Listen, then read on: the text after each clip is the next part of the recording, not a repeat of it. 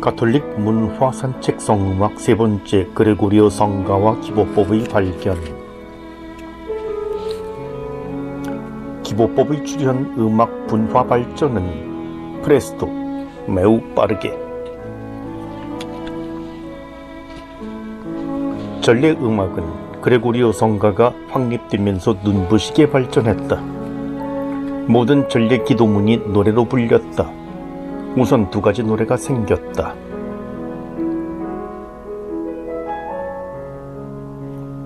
송영과 영창이다.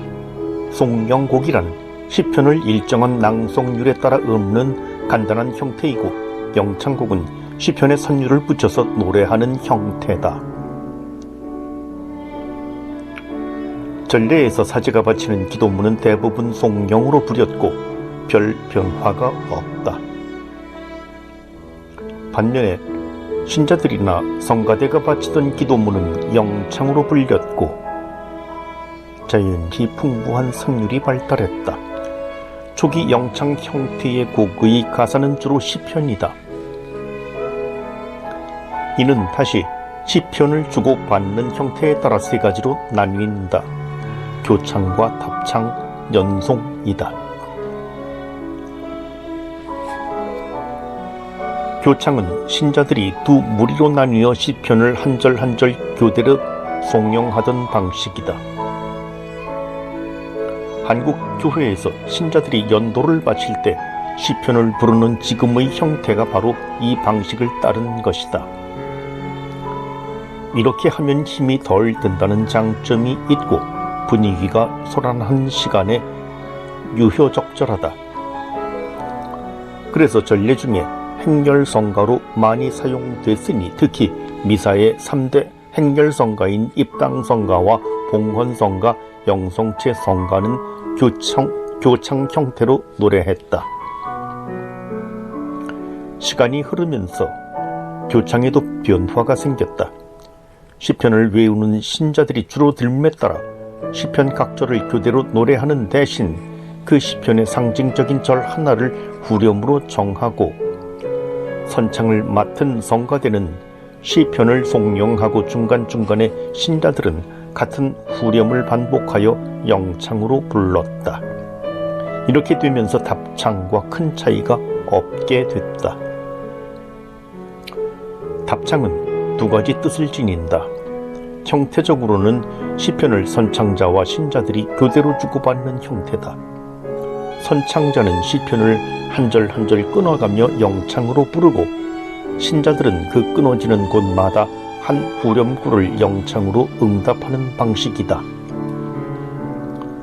시편을 외우지 못하는 신자들이 늘어나 시편 노래에 참여하기가 어려워지면서 답창이 유효적절해졌다.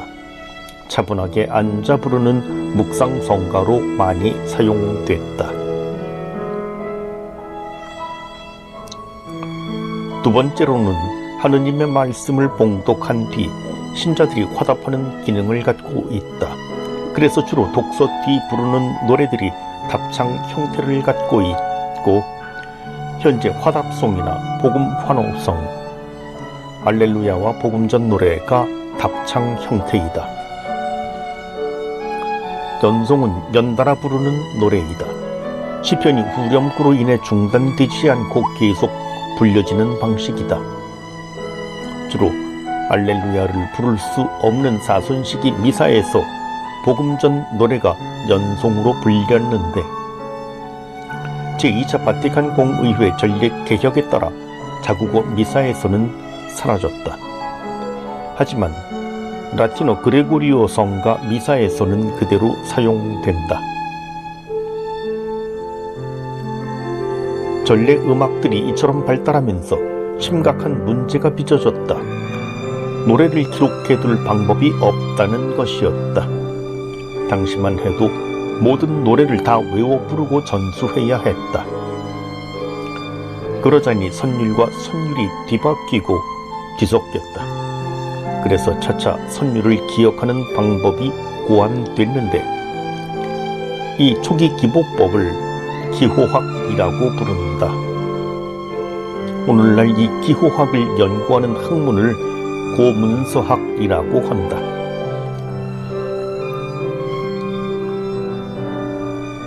(9세기) 중엽부터 흔적이 보이는 기호학 악파는 기호악보는 스위스 생가를 시작으로 프랑스 라옹과 브리타뉴 디종, 아키텐 이탈리아 베네벤토 등지에서 두루 발달했다. 기호악보는 아마도 성가대를 앞에서 이끄는 지도자 손짓에서 유래한 듯 네우마 악보라고도 불린다. 네우마란 그리스어로 몸짓이라는 뜻이다.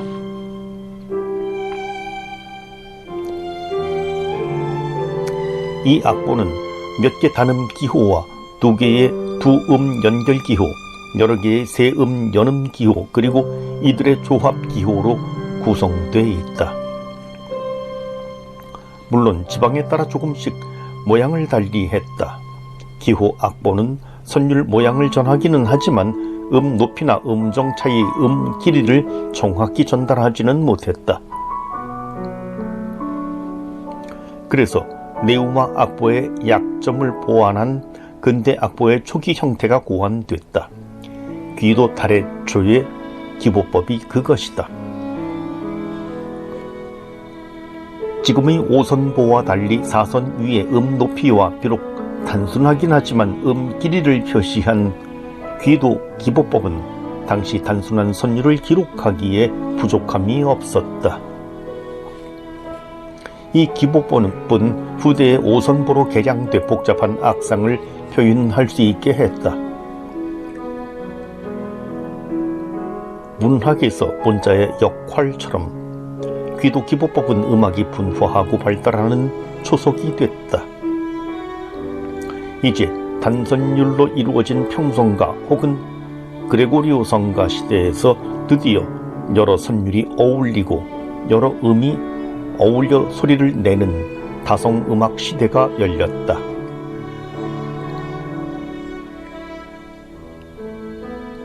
기보법이 없던 시절에 가사를 쓴 작가는 간혹 전해졌지만 선율을 만든 작가는 전해지지 않았다. 누가 언제 시작했는지 모르는 성가들은 그래서 주로 수도원 안에서 불리고 전해졌다. 하지만 기보법 탄생은 작곡가를 탄생시켰다.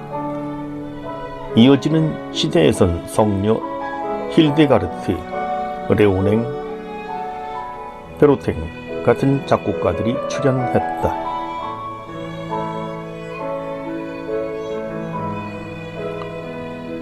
귀도 다래초. 음에 도레미파솔 이름을 붙여 기보법 계명 창법 창안하고 매줄 현악기도 제작.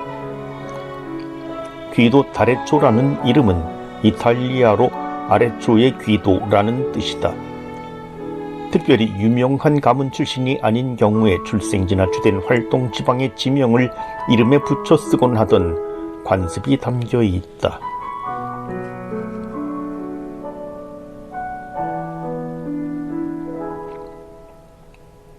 그는 이탈리아 중부 토스카나주 동쪽 도시 아레초에서 출생한 듯하다.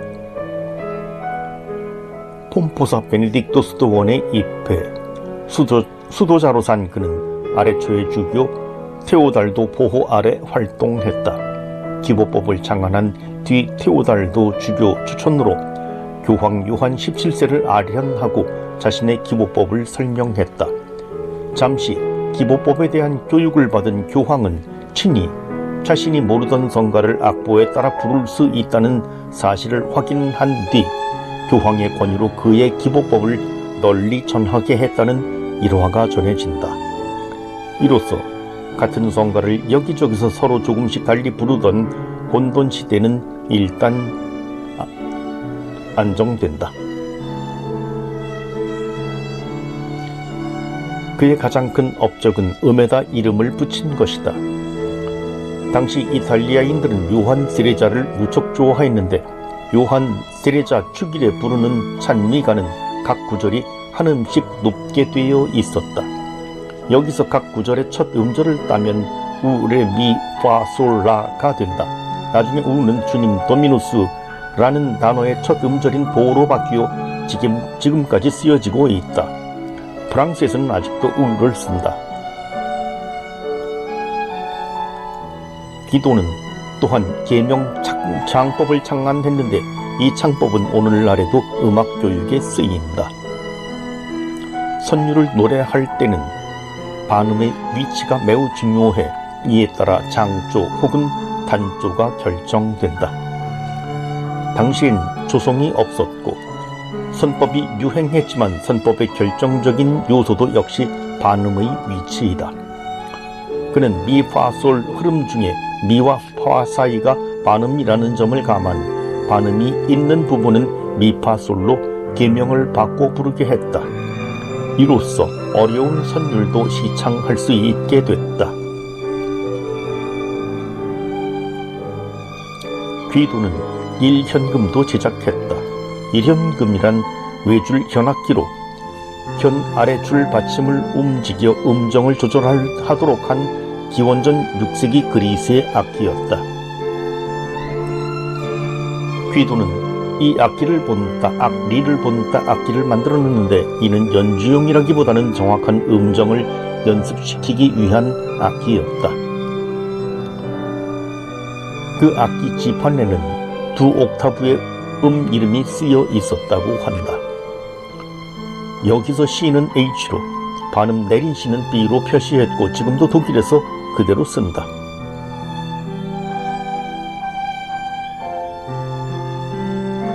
귀도는 나중에 수도원으로 돌아가 수도 원장으로 일생을 마쳤는데 그의 음악적 공헌은 오늘날 음악 발전에 결정적 초석이 됐다.